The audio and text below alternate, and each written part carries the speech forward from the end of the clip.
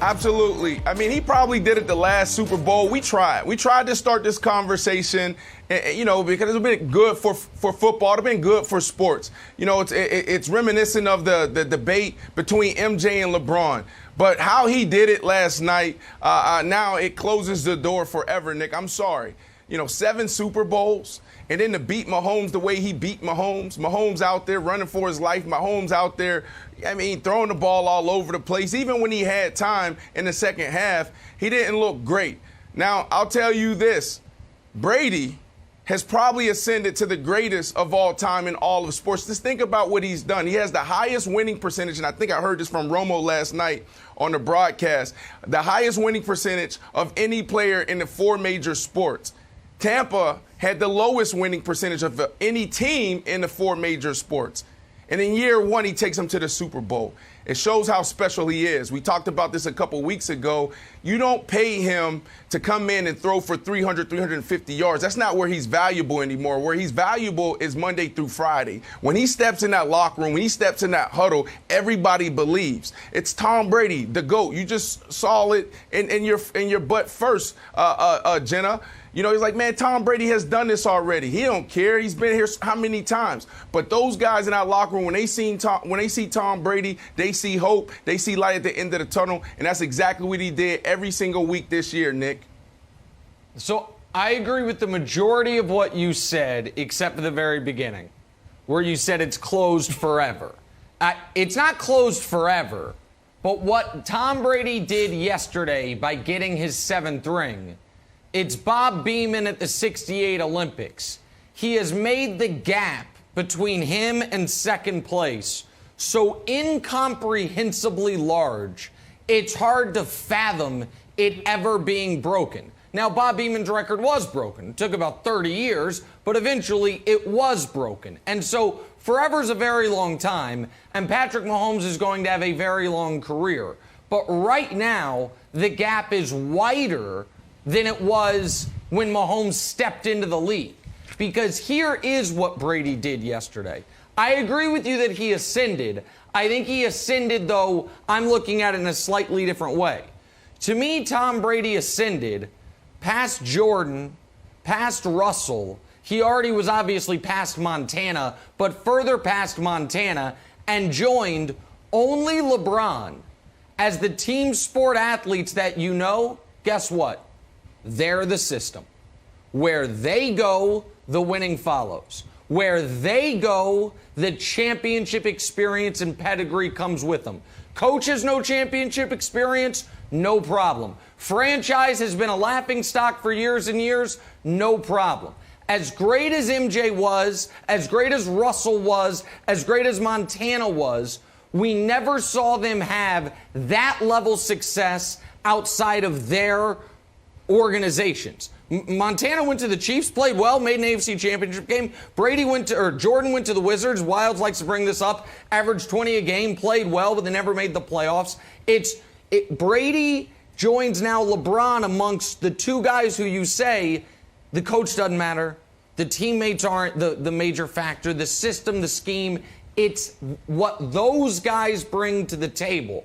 And that's the other thing he did last night, was he answered the Brady-Belichick question for the end of time. It's no longer the Brady-Belichick era. It's the Brady era, and Belichick was with him for it. He answered that last night as well.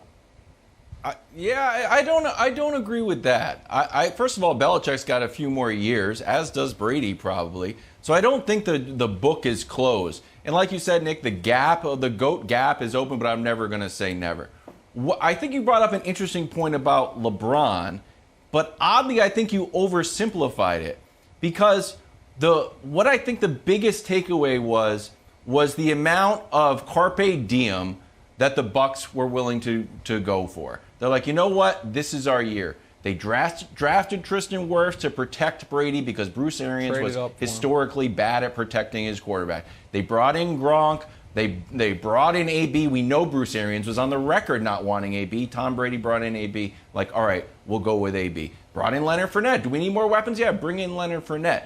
And then they brought in some of the Patriots playbook. We saw early on, like, we run in my system, we run in your system. So the fact that they were like, all right, let's work. We have it right now. We'll sign you a 2-year, $50 million guaranteed deal. They weren't trying to plan for 2026 like these other teams are. So the LeBron thing that I thought you oversimplified was where LeBron goes, winning follows.